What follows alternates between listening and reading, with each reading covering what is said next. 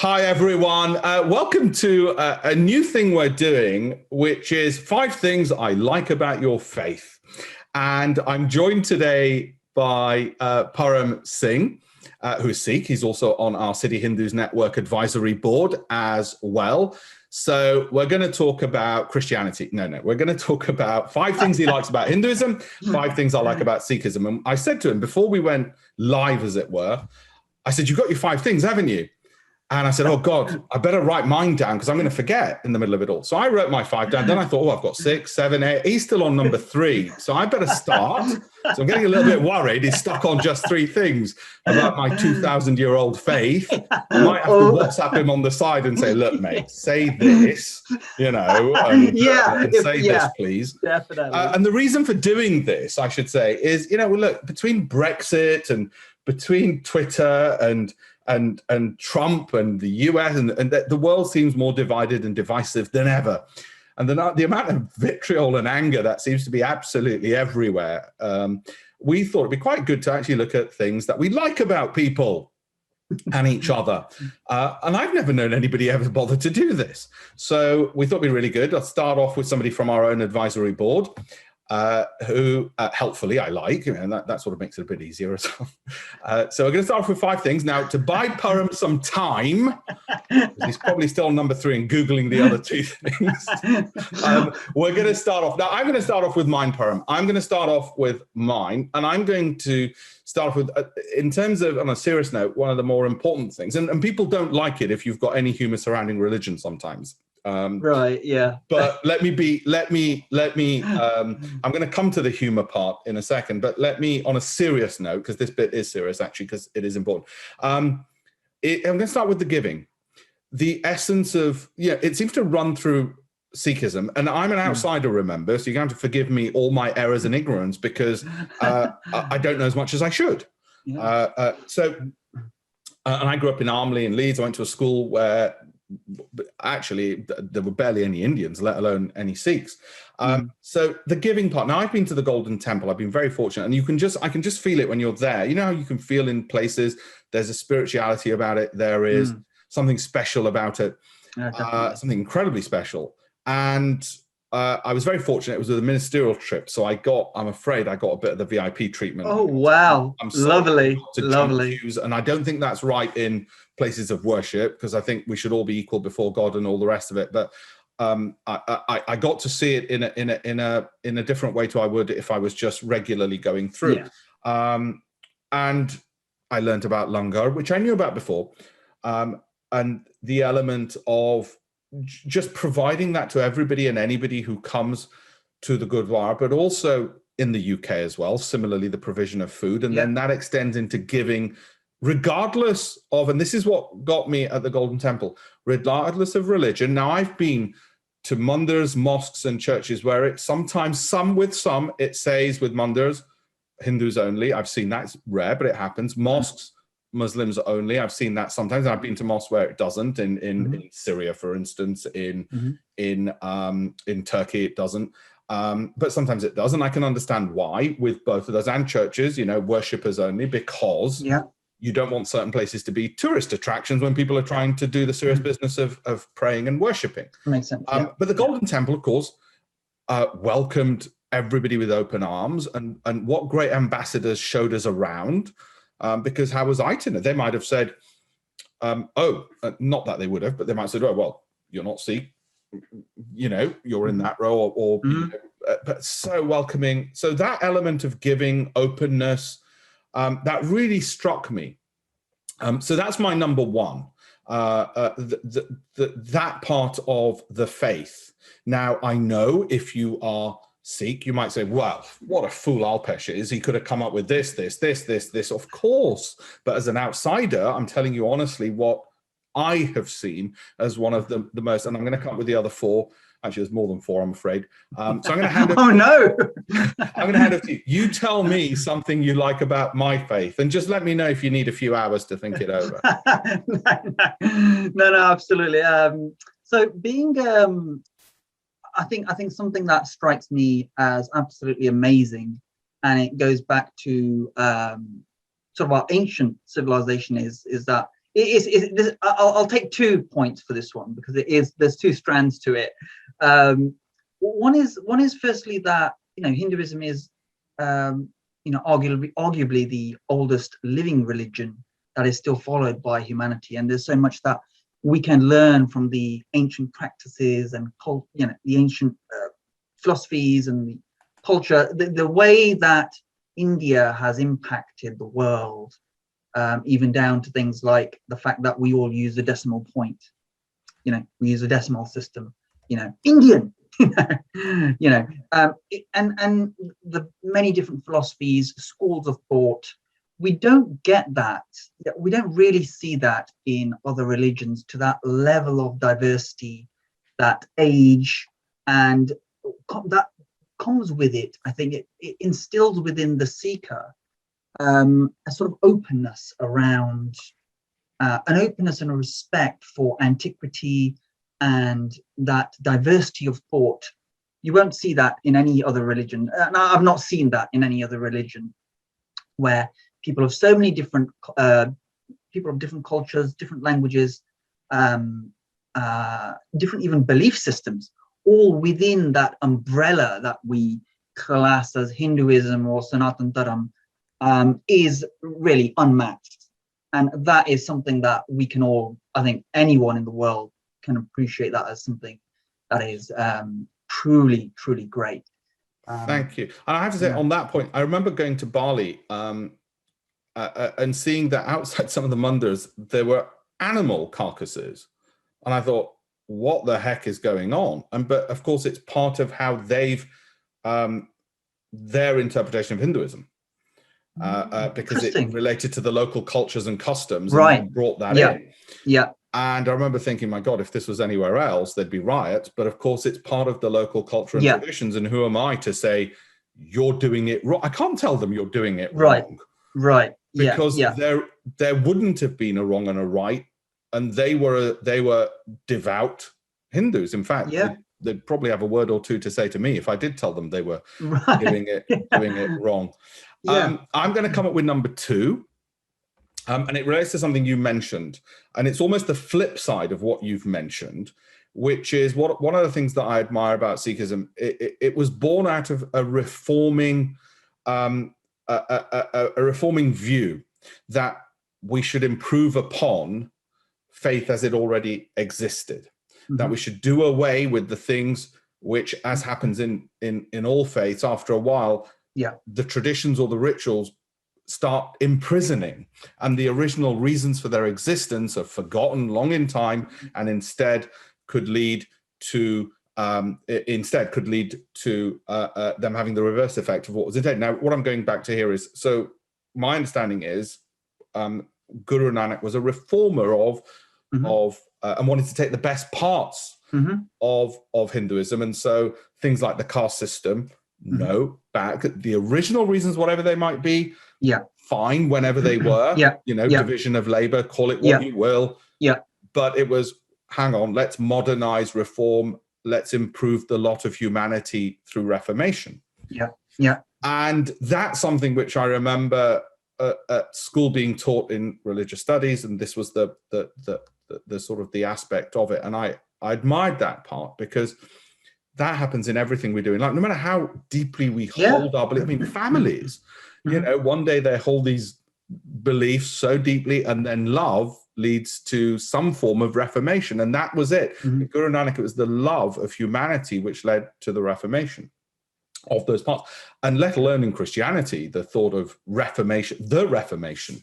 And it's good that religion can evolve like that and grow as well. So I like that aspect very much of it. So that's my number 2. What's your number 2?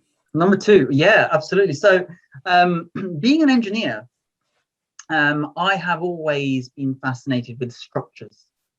And I think you mentioned that you were in Bali, and some of those, and I've been to Bali, and some of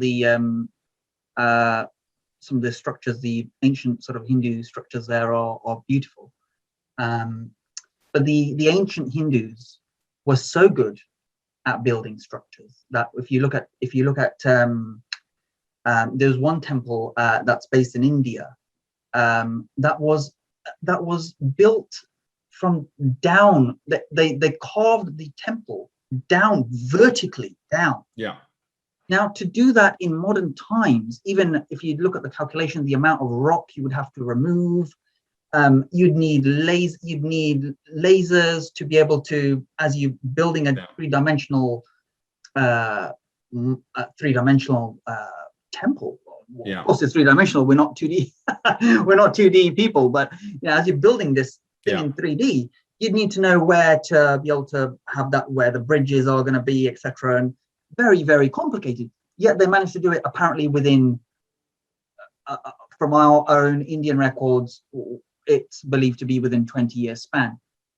And if you look at, you try and do the numbers on it, you think actually you could be there for 100 years with chisels and hammers.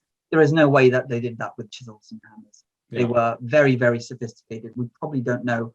We may struggle to build it even today with our modern toolkit. Yeah.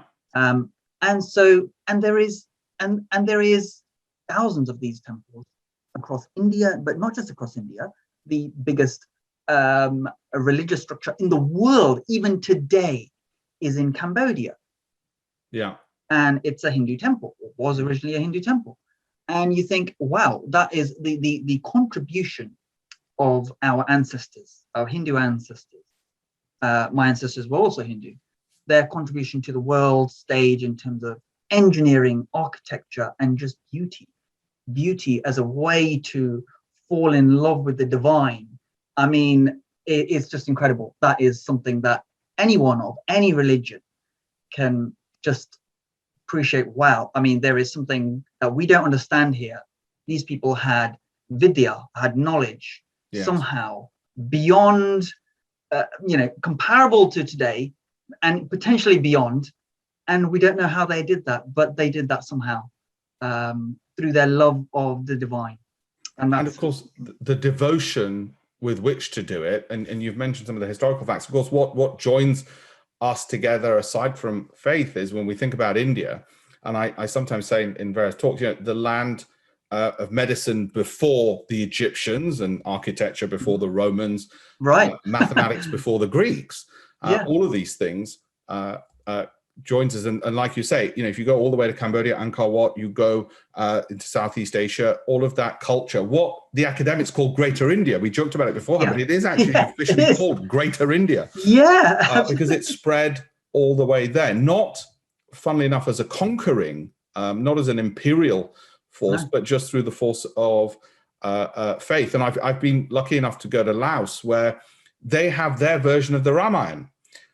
And this is the beauty. This is really important for both our faiths, because of course, religions are practiced within family units and then into communities and so on. And their version of Ramayana is very different. Well, not very, it's somewhat different to, say, the one that I might have grown up in Gujarat, in that their story of Ramayana is really about the two brothers, Ram and Lakshman. It's not so much about Sita, and they put a play on there, and it's Fra Ram and Fra the brother Ram and brother Lakshman. It's the story of two brothers to them, and their perspective is completely different. But my point is, if I was rigid, I would say, well, like the Balinese, you're doing it wrong. You're doing it wrong. I need one unified structure, and I've got to tell you how it is. And that's not good for any faith. Or actually, forget faith. Even without faith, as soon as you start getting something, that's going to be, and that's the rule. Agreed. So it's my turn to give number 3. And number 3, I'm going to go back again to Amritsar, and it is the central role Sikhism has had in India and Indian independence. There is no India without Sikhism, and I'm thinking specifically about the independence movement, and one of the iconic moments being what happened at Jallianwala Bagh. And I was in tears when I visited it, and there's a memorial there, as you will know. The fact of the sacrifice, and it's not just that. I'm talking about that specific time when we think about independence. Of course, you look at the armed forces. Yeah. Look at the former Prime Minister of India, the service to the nation. Yeah. Before independence, for independence, after independence, the commitment, the sacrifice, the devotion to the nation, as the Americans might say, the last full measure of devotion that has gone. There isn't an India if it isn't the home of Sikhism. I just can't conceive. Right, yeah, the same totally. way I can't, literally the United Kingdom is not the United Kingdom if Scotland's not part of it. That's literally absolutely true. But it's also, I cannot conceive how this country, to give the example, could possibly exist without all four nations being part of it, and with India, very much in the same way. So I think it's that long tradition of service and sacrifice to something greater than themselves. And I'll come to the sacrifices of the individual gurus in Sikhism, and in particular in protection of Hindus, as my number 1, 2, 3, 4, 5, as my number 5. So I'm going to come back to it. I'm just showing off I've got at least 5. It's your number 3 now. My number 3. Okay. Well, one thing that I sort of was introduced to by my Gujarati friends, and this is sort of it's a part of Hinduism that you don't necessarily see in Sikhism, because we are mono-ethnic in some ways. It's sort of generally you do get people of different cultures following Sikhism, but generally we're a monolithic block of Punjabis that follow Sikhism. But that's not the case with Hinduism. And so when I sort of some of my Gujarati friends introduced me many years back to Navratri and Garba and the Garba festival, and I thought, wow, what an interesting. We don't have that in the Sikh. We have it in Punjabi culture, but not in Sikh culture. In terms of how you can be more free to, for example, dance as a way to show devotion to God, and also, have those sort of family moments. And I thought, wow, this is really, really, this is really awesome. And I was going through a whole period of my life where Navratri would be like one of the top points in the year where I'd get to go. Maybe you've grown up with it, so it's like it's just like normal for you. But I was like, wow, this is incredible. And it may not be applicable to all Hindus, all Hindus of all different cultures. Maybe Hindus don't have something of that nature either. Maybe Hindus in Bali don't have something like that. But specifically with the Gujarati culture and the way they follow Navratri and the festivals around that were just so great. I've just had absolutely such great times just following that. And I was even trying to, at some point, bring in a Garba, a Navratri / Garba kind of festival for the City of London, so that professionals, and I never succeeded in doing it because I couldn't find the interest, because I thought it'd be wrong for a Sikh to do it, but it's such a great way to bring people, just normal city professionals, obviously post-COVID pandemic times maybe is something we can look at, but bringing professionals that are from all religious backgrounds, like an interfaith Garba, giving people an opportunity to have the dandiya and have that experience of sort of Navratri. I just thought people would so love this. I've not seen it in any, I've not come across any kind of event that's anywhere similar, that's got a community feel to it, that's got like devotion to it, that's really fun. It's a very unique event.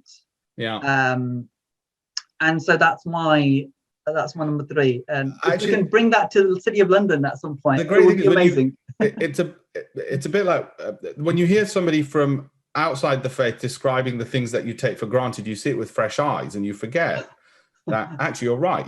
That regard. I'm just a bit worried about your plan to bring people of different religions into a room and give them sticks and tell them to wave them around at each other. I'm just a little bit concerned about that one. I appreciate what we're trying to do here, be unified in our communities, but we might want to keep the weapons to one side. No, but on a serious note, it's funny actually how music and faith. I mean, if you look at, say, the Southern Baptists, and you'll remember the movie Footloose, that, you know, music doesn't go with faith. Yet, if you look at the black community in America, music very much does go It does. with Christianity. Yeah. Or if you look at Sufi Islam, they have, say, or the whirling dervishes. Yeah. You've got, what would I call that? Dance, almost dance, or getting to a sense of ecstasy, they would say. Yeah, yeah, definitely. Through faith as well. So it's funny how music, whereas if you were to look at, I don't think the Taliban are Muslim, but if for one moment you were to think they were, then they don't see, they see music as haram. Anyway, they don't represent. Right, exactly. But yeah, it's interesting how music is. And yes, it's very much a part of it. Yet, trust me, if you're growing up as a Gujarati and you say, you know, you're 16 years old, you say to your parents, I'm going to a nightclub because we're going to dance. That, trust me, that isn't Garba. You're not going to the... No. I'm generalizing, but you're right. It is a wonderful, wonderful festival. And I've been fortunate enough to do Garba in Mumbai and in Gujarat. Wow. Honestly, your heart pumps. I mean, forget the best nightclubs in Britain, and I don't want to liken it to nightclubs because one's a religious festival. Yeah, no, sure, yeah. It isn't, but it pumps. You know, you really are, and all the things you mentioned, you described it very well indeed. So we'll have to look at arming people of different faiths with sticks and see where it gets us. But we'll definitely. Now I'm on number 4. Can I just say something though? Yeah. When I was in, so I remember going to India, and it was around Navratri, and this was about a decade ago. And I happened to be in Punjab, which is where I spend a fair bit of time whenever I'm visiting. And there was nowhere that I could find. I was frantically looking because I was going through my Navratri period, and I was like, God, I'm in India. I'm going to have the best Navratri, best Garba ever. And I'm in Punjab, and I could find nowhere. Even in, it's not like you can do Garba or Navratri anywhere in India. You need to be in, like, if you're in Bombay or Mumbai or Delhi, you know, or maybe Gujarat. Yes, you will find it, but you won't even find it in other states in India necessarily. Yeah. And that's why I was thinking, wow. So in London, this is incredible. In London, it's an amazing place to be Indian. Yeah. Because we get things that even people in India don't get.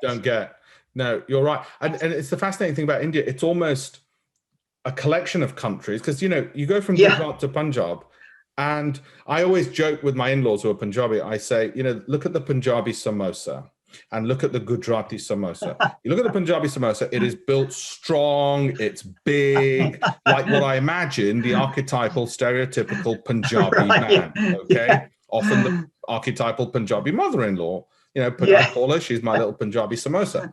You look at the delicate little fragile, I don't want to say flaky Gujarati samosa. You know, it's like Gujarati. What I'm saying is, culturally, again, on a serious note, somebody's going to take all of this very seriously. But honestly, going back to a serious note, the cultural differences, even across a border, it is like a different country. It is.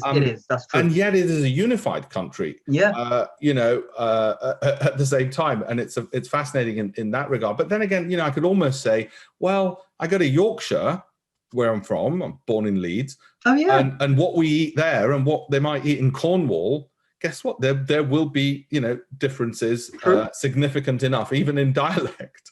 Right, that's true. That's as true, well. So no, it is the beauty, and I think it's beholden on all of us, particularly at these sort of difficult times, to look at everything in wonderment. It does make you a lot happier when you do. So I'm on, I think, my 5th one. I think we're on the 5th one. Yeah. I'm on my 5th one. I'm gonna put 2 or 3 together here. I'm gonna say the strong sense of identity. There was a scene in which was incredibly well done in EastEnders. I have to commend them. Where you might have seen it. It's gone viral. Where, you know, the turbaned man says this isn't a hat because he's being insulted by someone. Yeah. Crown.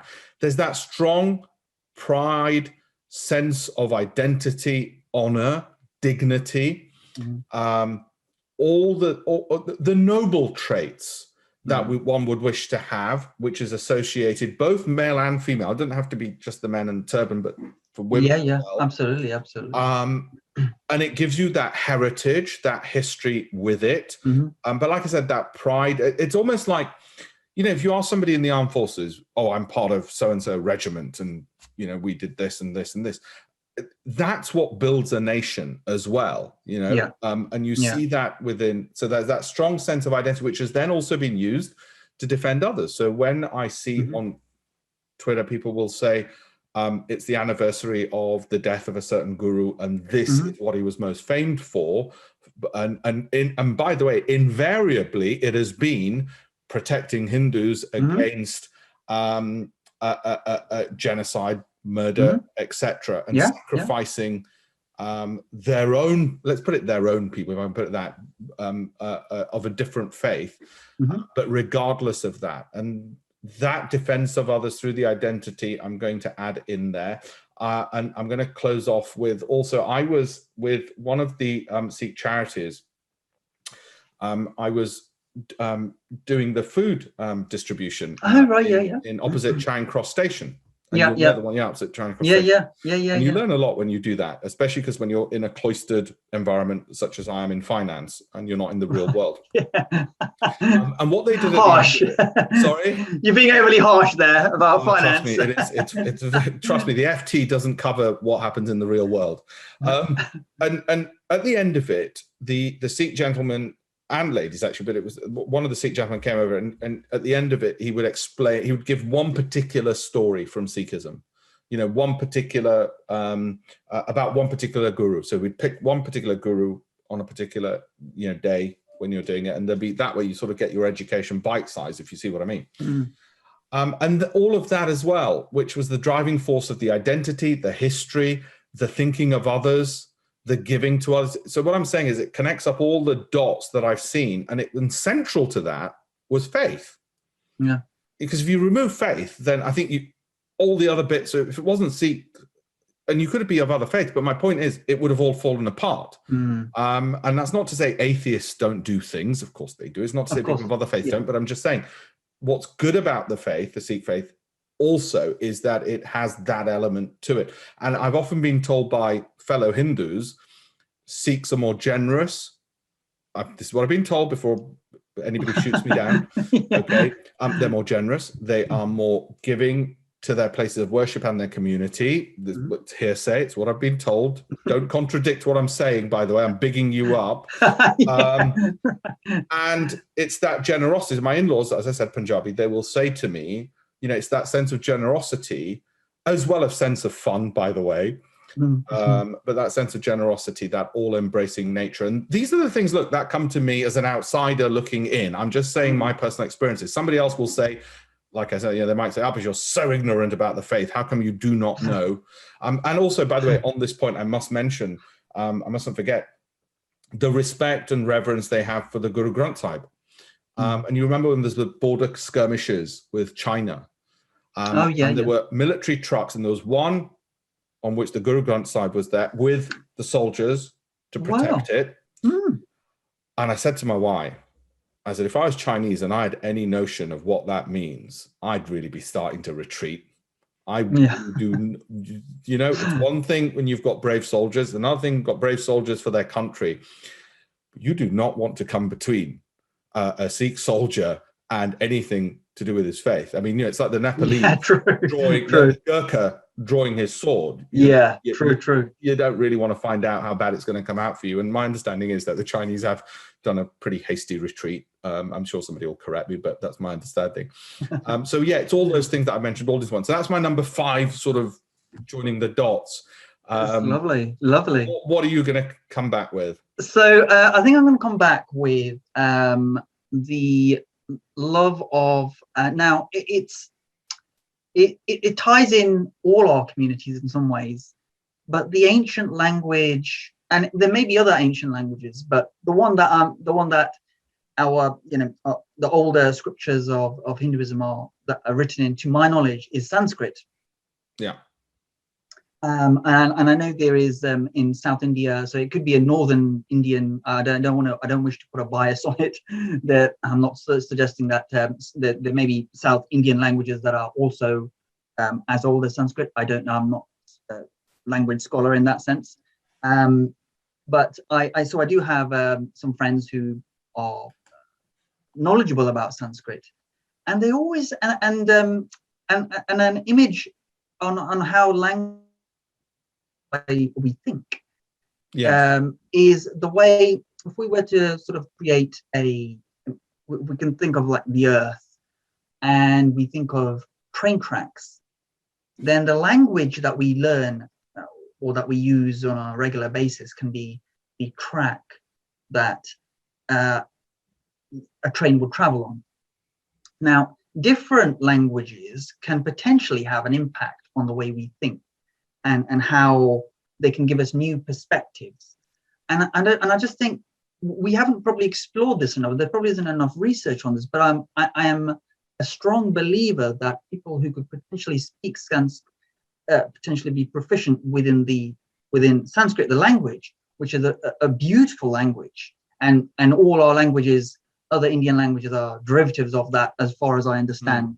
Gujarati, Punjabi, etc. They all have that same similar principles within the way sounds change, etc. I think there is so much, and I never really appreciated it as much until I started learning programming. And I'm sure I read an article somewhere that actually, if programming languages had been built or based on Sanskrit, they'd be amazing languages. Yes. And I think, wow, there's something about, and these are computer experts that are talking about this, and the way some of the ancient scriptures also have chess moves within them.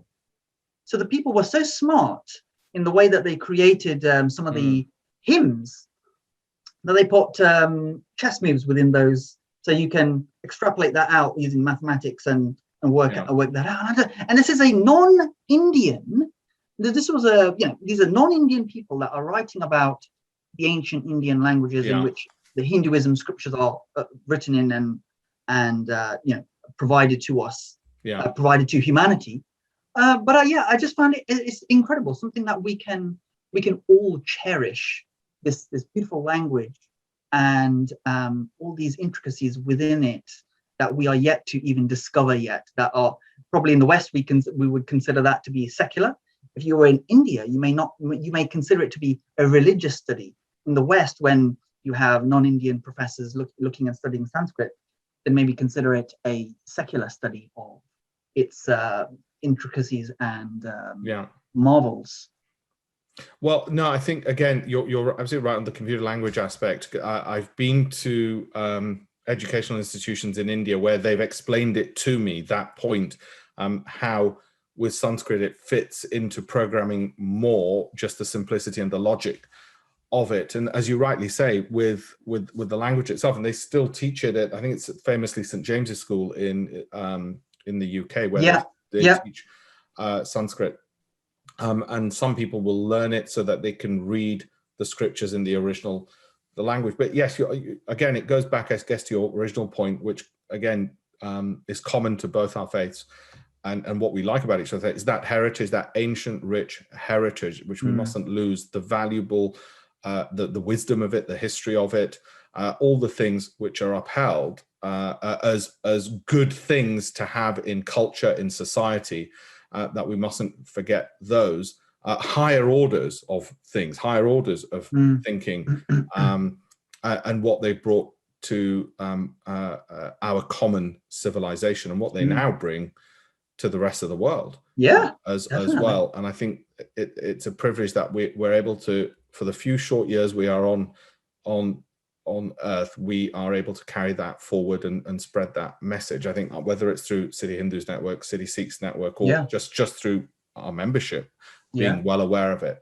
I think if we can get that pride across in our faiths, in our own faiths, but also at the same time without taking away from other faiths and saying, well, actually, let's look at what we admire about the others as well at the same time, then we're building communities and lifting people up at the same time. Absolutely. So Param, we're going to run out of time. It's like Wheeler Dealer on Ranga Nation. We're going to run out of time. Oh no! Oh no! And we're going to have to. Next time we'll bring Ramesh, and his mum, and see what she has to say. But no, it's been fantastic. It's been fantastic having you on our advisory board. It's been fantastic doing this. Thank you. I'm sure thank you for inviting me, Alpesh, and thank you for everything that you do at City Hindus Network. You've really, I've seen over the last couple of years, I think that, or year, I'm not even sure how long it's been, but you've just done marvelous. It's fantastic developing the network and really taking it forward. So it's great to be part of your team and to continue to go from strength to strength. Well, thank you for all the support as well. And it's been fun. It's been fun as well, and it's going to continue being fun.